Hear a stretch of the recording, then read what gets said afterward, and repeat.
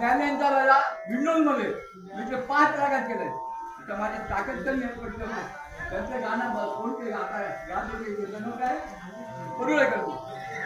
तर त्यांच्यासाठी मी आता गुरु त्यांना म्हणून ऐकवतो. माझं वय आता 84 आहे, 84 चालू आहे. 85 होणार ऐका आता.